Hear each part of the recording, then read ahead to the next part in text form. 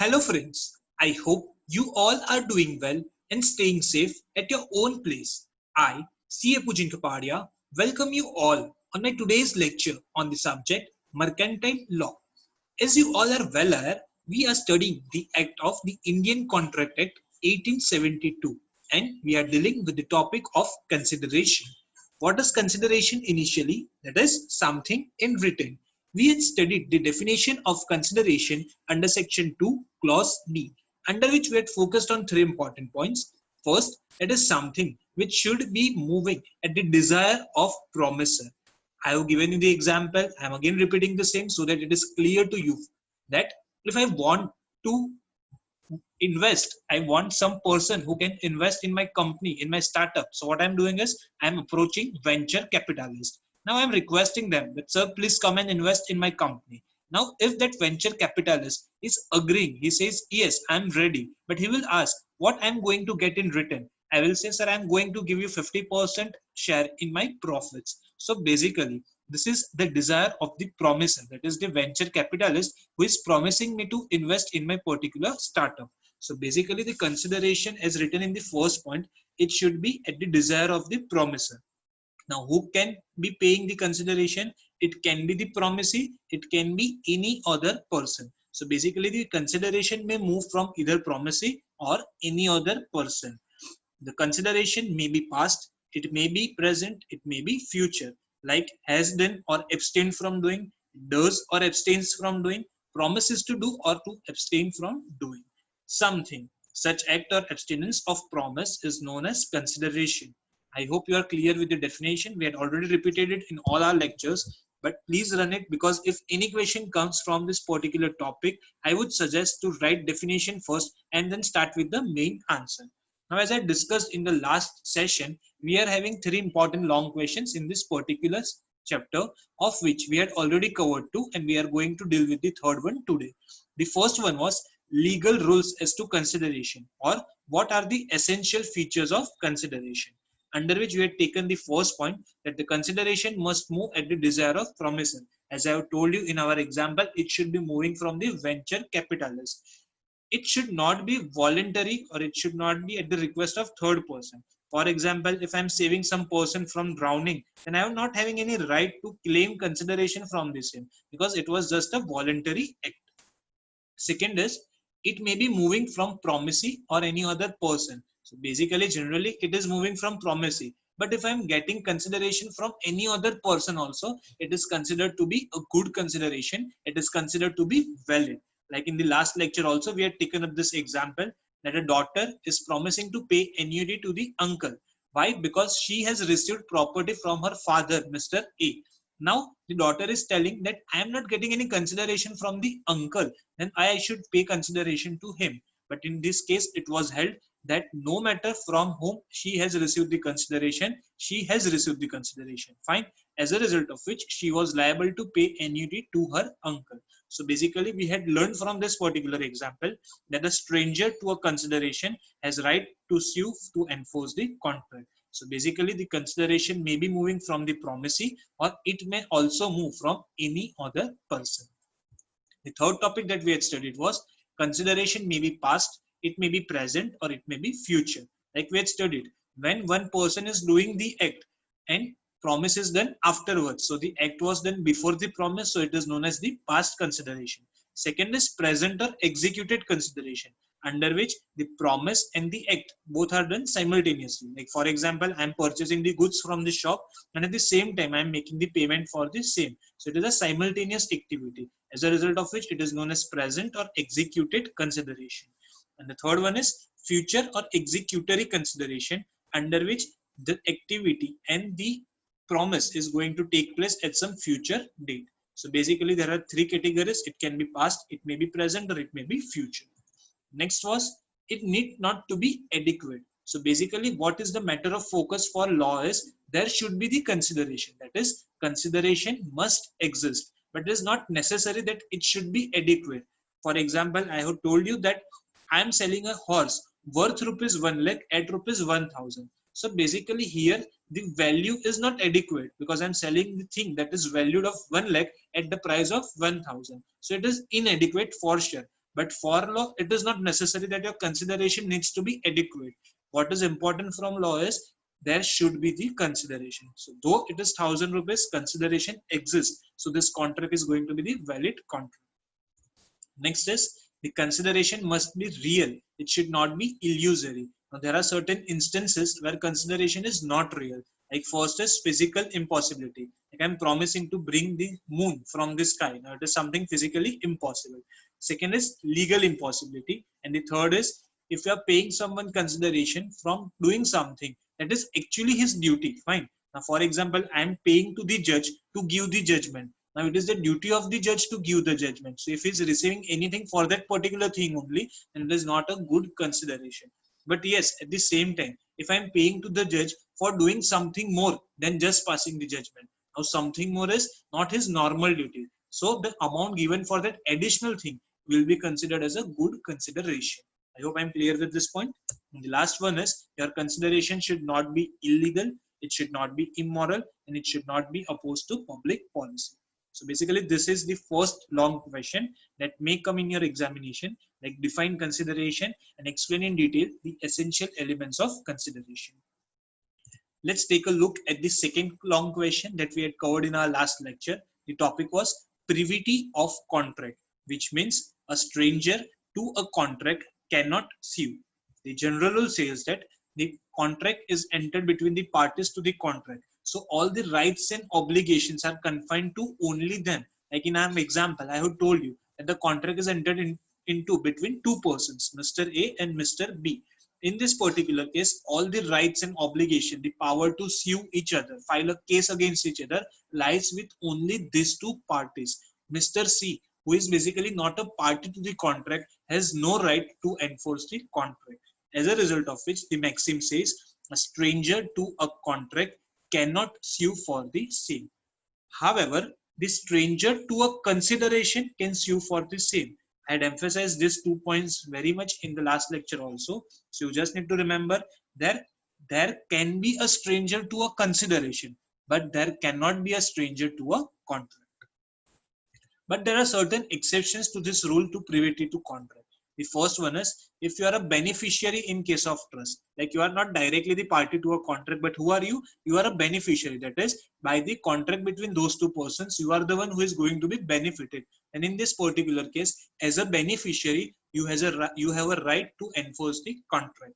Second one is marriage settlement, partition, or other family arrangements, under which also I have told you at the time of contract, you are not the party to a contract, but this contract was with pertaining to you.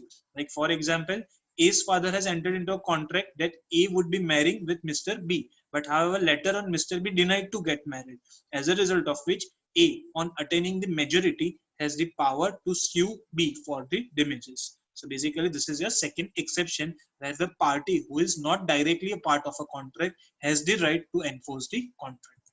Third one is acknowledgement or estoppel. As I have told you in the last lecture, estoppel basically talks about any person who by his act or by his conduct makes this certain person believe that he is acting on behalf of someone else is known as estoppel. Now in this particular case, Mr. A receives some money from Mr. B to be paid over to Mr. C. Now A is admitting that yes, he has received the money that C was supposed to receive. And in this particular case, the contract is between two persons, that is A and B. However, it is for the C, and A has acted as a estoppel to C, as a result of which C has the power to claim and recover the money from Mr. A. Next point is assignment of contract. If there is any assignment under law, under which I have given you the example, that for example, a person declares himself as an insolvent, and who is appointed? Official assignee is appointed. Now, official assignee takes over the property of the insolvent person, liquidates the same, and set off the liabilities of the person. Now, in this particular case, though official assignee was not initially the party to the contract between that insolvent person and all the creditors, but now since it is a legal case of assignment, he has the right to enforce the contract between them. As a result of it, this is your fourth exception, assignment of contract. Next is principal and agency relationship, under which agent must have acted within the scope of his power of his authority provided by the principal, and second, is acting in the name of principal during the course of business. If both these conditions are being fulfilled, principal, though not the direct party to the contract, has the right to enforce the contract. And the last one is charge on immovable property, under which I had explained you, if I am having or owning an immovable property, but I have taken a loan on that particular property. So basically, it is being secured with some financial, that is any bank. We have taken the example of suppose XYZ bank, fine.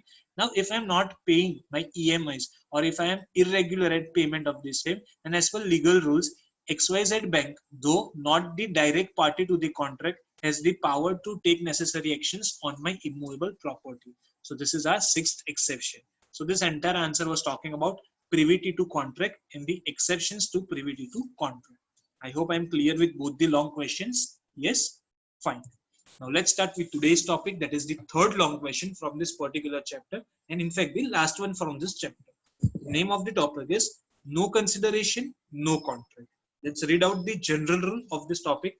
Section 25 says an agreement is declared to be void if it is not supported by consideration. So what does section 25 says? If there is no consideration in an agreement, then without consideration, there cannot be any agreement valid. So basically your agreement is getting void if there is no consideration. As a result of it, the rule says no consideration, no contract. There is a definition which is being given by Salmond and Winfield in the other law. A promise without consideration is a gift. As we all know, if you are promising something, but if you are not asking for any consideration, anything in return, then it is merely a gift. It is not an agreement. But when a promise is made for a consideration, it is actually a bargain. It is actually an agreement. So these are the words which are quoted by Salmond and Winfield, which you may add on in your answer.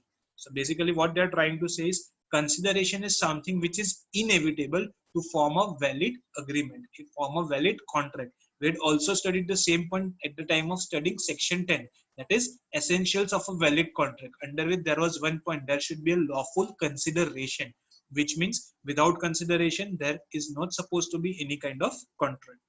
The third point is, however, certain exceptions are there to the general rule of no consideration, no contract under section 25.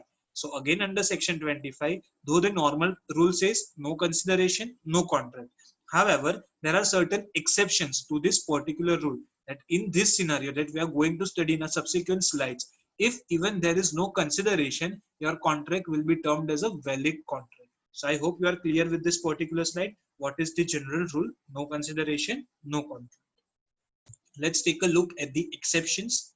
The first one is, if any contract comes out the natural love and affection. Now there are certain criteria. If we are fulfilling all the criteria which are stated on this particular slide, then you can say even if there is no consideration, there can be a valid contract. Let's read out all the conditions. The first one is, parties in the agreement stand in near relationship to each other. So first important point is there should be a near relationship. That is a blood relationship. For example, the agreement entered between husband and wife. It is termed as a near relationship. So what is our first condition? There should be near relationship. Second is agreement made on account of natural love and affection. You have entered into an agreement out of natural love and affection. Fine. Since you are affected with that particular person, you are having natural love for that particular person, you are entering into an agreement. So two conditions that we have covered till now is, first is there should be a near relationship, that is a true blood relationship, like for example husband and wife. Second is the transaction or agreement is coming into account out of the natural love and affection. Third is the agreement should be in a form of written document. Oral transfer or oral agreement is not valid over here. It should be in a written format. Fourth is that document is a registered one. You should have registered that particular document. Fifth, and the important point that you need to understand over here is, nearness of relationship does not necessarily import love and affection. So if there is a nearness of relationship, it is not implied that there is bound to be natural love and affection. For example, I have written over here, agreement between husband and wife. Now, if there is a relationship between husband and wife, it is going to be termed as a near relationship. It is fact. But they have entered into an agreement at the time of quarrel. So when the dispute was going on between husband and wife, they have entered into an agreement to transfer the property. Now, though they stand in a near relationship, there is no natural love and affection. So you cannot imply it as a general rule that if there is a near relationship, there is definitely going to be the natural love and affection. No, it is not the case. Both the conditions are necessary. So basically, though in our example, the agreement was between husband and wife, that was standing in a near relationship, but there was no natural love and affection at the time of agreement. So this agreement will be considered as void in absence of consideration. In short, what does this exception says?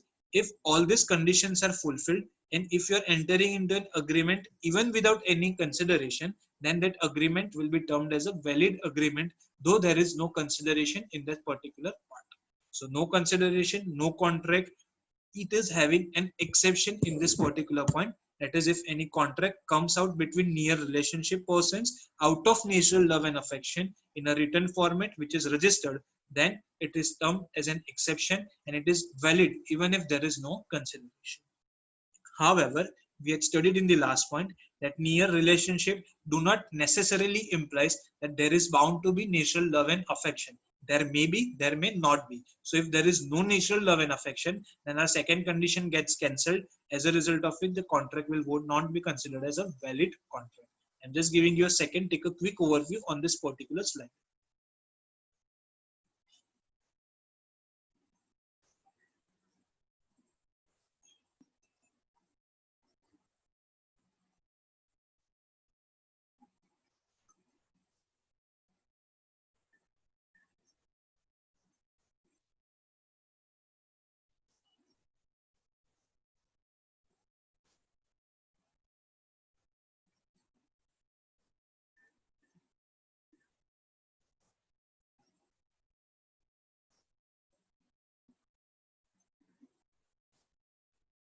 Well, I hope you have seen all the points written on this particular slide. Let's move to the second exception. The second exception reads compensation for voluntarily services.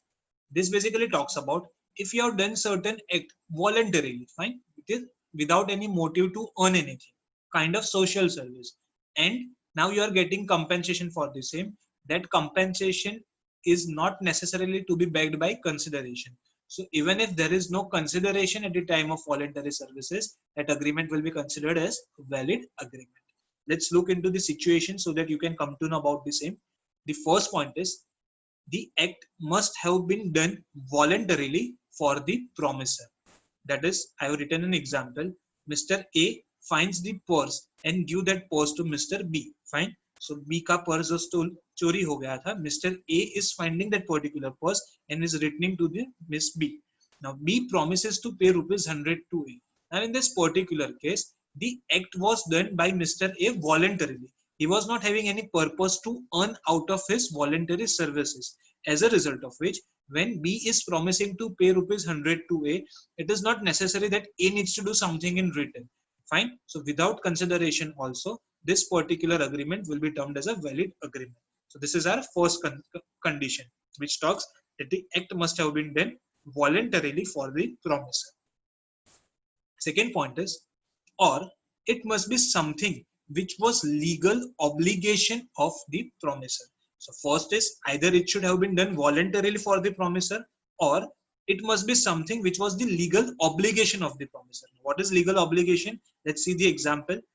Mr. A supports B's infant son. That is a very small son of Mr. B. What A is doing? A is supporting B's infant son. Now basically the duty to take care of the son lies with B. But now B is not doing the same, so it is being done by A. So A is taking care of the legal obligation of the promiser. Now in return, B is promising to pay A's expenses in doing the same. What B is promising? Whatsoever expenses are incurred by A in order to take care of his son, B is going to pay all those expenses. Now again, in this particular point, A is doing something which is actually the legal obligation of the promiser. That is the legal obligation of B. So again, even if there is no consideration, that is something in written from the end of A, still this contract, still this agreement, still this promise is going to be considered as a valid promise. So we have studied two important points in this. First is the act should be done voluntarily, or it is something which is the legal obligation of the promiser. Now again, there are two other criteria. Third one is promisor must be in existence at the time when the act was done. Now, for example, when A has found the purse, B should be in existence. When A is supporting B's son, B should be in existence. So the third important point is the existence of the promisor when that act is done. And the fourth is promisor must agree now to compensate the promisee. The promisor is now agreeing, fine, that he is going to compensate the promisee. Like in this particular case, B has promised to pay. In this particular case, again, B has promised to pay the A's expenses. So basically, friends, this all four are the conditions that if you are getting compensation for the voluntary services, it is not necessary that you should give something in return for that compensation. So again, even if there is no consideration, your contract will be termed as a valid contract. So the first point was natural love and affection. Second is compensation for voluntary services. Let's look at the third one. Promise to pay time barred debt. First of all, let me make you clear what is time barred debt. Basically, friends, when you are having the liability, fine, the liability is time bound. That is, you need to pay it under certain time period. If you are not paying that liability within a certain time period, and even if it is not claimed by the creditor, then that liability, that debt is considered as a time bound. For example, there is a limitation act which is in force, fine. Now let's take an instance. For example, the time period mentioned in that is 3 years. Now if I have purchased some goods from Mr. A, Mr. A is a creditor for rupees 1 lakh rupees. Now I need to pay 1 lakh rupees to Mr. A. Mr. A is not claiming that amount from me for basically 3 years. Now the time period to claim the money back was 3 years. Mr. A failed to claim that money for 3 years. Now in this particular case, this debt is going to be considered as a time barred debt, fine. That is, he is losing his right to claim that liability, claim that amount of rupees 1 lakh. So basically, time barred debt is the one, the liability which is being barred by a particular time. That is, for example, I need to repay that in 3 years, and Mr. A needs to claim that money from me within 3 years. But within 3 years, he is not coming up to me, he is not turning up to me, and he is not claiming that amount. Then this debt is going to be considered as a time barred debt. I hope I'm clear with this particular part. Now let's look at the condition for this particular part. First is a promise to pay whole or a part of the debt. Now what I'm doing is I'm promising to pay. Now I'm promising to Mr. A that I'm going to pay either whole or a part of the debt. That I will be promising to pay 1 lakh totally, or I will be promising to pay 25,000. Fine. It may be whole, it may be part. Debt must be a certain sum of money. This is again important. The debt that I'm talking about should be a certain sum of money. That is a fixed sum of money. As in my case, it was of 1 lakh rupees. Fine. Third is time barred debt. The debt should be time barred. That is, the time period to claim for that particular debt should have been passed. Like in our example, 3 years have already elapsed. That is, it might have been enforced by the creditor. That creditor might have asked for the money, might not have been asked for money, but the time has been elapsed. That is, 3 years has already passed. Fourth is there must be a definite promise to pay. I am definitely, apparently, expressly promising Mr. A that yes, I am going to pay 1 lakh rupees to you, though 3 years has passed. Now, in this particular case, the debt is considered as time barred, and my promise is considered as the promise to pay the time barred debt. So now, in this particular case, though I am paying 1 lakh rupees to Mr. A, Mr. A need not supposed to be give something in return to me. So even if there is no consideration from the side of the Mr. A, this contract will be considered as a valid contract. Why? Because I'm promising to pay something for my time barred debt. I hope I'm clear with this. So again, this is an exception. However, there is one point which I have written in the last one. A mere unconditional acknowledgement involving an implied promise to pay is not enough. What this point basically tries to explain us is, in our example, now Mr. A was going through his books of accounts and he come to know that 1 lakh is supposed to be taken from me. So he's telling that 1 lakh is due to you. I will say, yes, it is due to me. Now I'm not promising him to pay anything. I'm just acknowledging, yes, 1 lakh is due. Now this acknowledgement, though it is unconditional, it is not going to be considered as a definite promise to pay, because I'm not expressly promising him that I'm going to return this 1 lakh rupees. I'm just acknowledging him, yes, 1 lakh rupees is due to him. So acknowledgement is not equal to your promise to pay. I hope I am clear with this particular point. So the first point of exception was natural love and affection, fine, within the person you are standing in a near relationship. That is your blood relationship. Second point that we have covered in the last slide was compensation for voluntary services. Third is promise to pay any time bar debt, that is the debt for which the time for recollection has already passed on. Next is agency, that is section 185. The first three exceptions were covered under section 25. Now fourth one, that is agency, is covered under section 185. No consideration is necessary to create an agency. This is a simple rule that you may all be knowing, that whenever I as a principal want to make someone my agent, there is no consideration required at the time of making an agency. So even if there is no consideration at the time of making agency, the contract of making my agent, that is principal agent contract, is considered to be the valid contract. This is as simple as that, as it is stated in section 185. Again, agency is a topic that we are going to deal in detail in the later part of the chapter of this particular act. But as of now, you just need to remember as an exception that for creating agency, no consideration is required. The last part is completed gift. Explanation 1 to section 25 says, nothing in this section shall affect the validity as between the donor and donee of any gift actually made. So for example, I want to gift Mr. A rupees 5,000. Now I am the person who is gifting something. So basically, I am not expecting anything in return. Fine. So even if there is no consideration, my gift will be considered as a valid gift, as a completed gift. So basically, again, in case of gift, there is no requirement of consideration, because if there is a consideration, it won't be considered as a gift. As a result of it, this is also the exception. And explanation 2 says, inadequacy of consideration is not important, as we have already studied this in the part of essential elements to consideration. If your consideration is inadequate, it is not the question of law. Only thing that is important is there must be consideration. Consideration must exist. How much, it is not important. Remember that example, horse whose value was 1 lakh rupees, we are agreeing it to sell it at the cost of rupees 1000. So the consideration is definitely inadequate, but this is not what law needs. Law is focusing on only the existence of the consideration. So to cut this short, I can say we had studied the topic of no consideration, no contract. However, there are 5 exceptions to this particular rule. The first one was natural love and affection. Second is compensation for voluntary services. Third is promise to pay time barred debt. Fourth is creation of agency. And the fifth one is completed gift. I hope I am clear with this particular answer.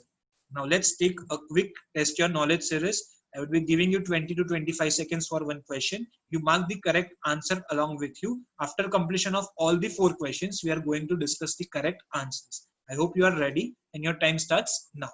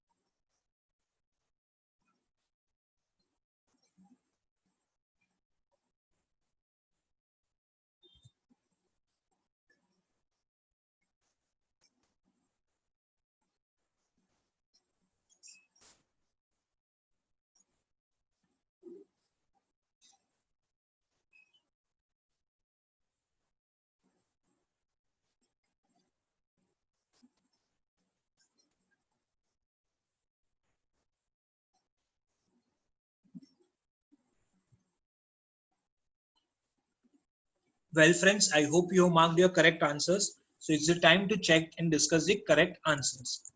Question number one was, a stranger to a consideration can enforce the same. That is, whether a stranger to a consideration enforce the contract. Answer is yes. Remember the example of the daughter, uncle, and the father. Fine. So the correct answer to this, it is a true statement. So option A is the correct one. Second is, a stranger to a contract can enforce the contract. Answer is no. As I have told you in the concept of privity to contract, only the parties to contract has the power to enforce the contract. No third person, no stranger can enforce the contract. So here the answer is false. So correct answer is option B, false. The third one is, nearness of relationship implies natural love and affection. What this statement tries to say is, if you are having a near relationship, like for example, husband and wife, is it implied that there is a natural love and affection?